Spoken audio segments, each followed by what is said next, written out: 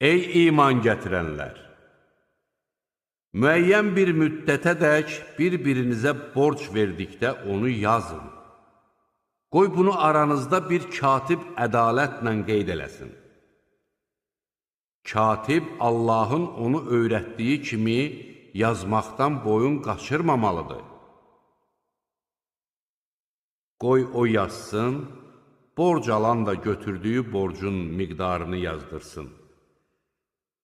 Rəbbi olan Allahdan qorxsun və borcdan heç nə əskiltməsin.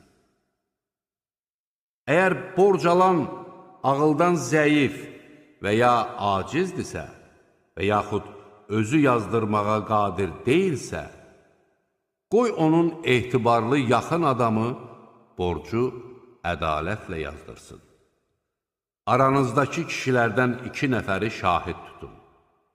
Əgər 2 kişi olmazsa, razı olduğunuz şahidlərdən 1 kişi və 2 qadını şahid tutun ki, qadınlardan biri unutduqda, o birisi onun yadına salsın. Şahidlər şahidlik etməyə çağırıldıqda boyun qaçırmasınlar. Az da olsa, çox da olsa, həmin məbləği və onun vaxtını yazmaqdan usanmayın.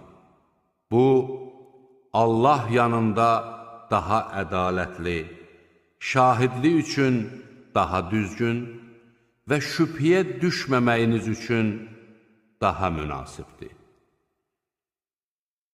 Yalnız aranızda gedən nağd ticarət istisnadır. Bunu yazmamağınız isə sizin üçün günah deyildir.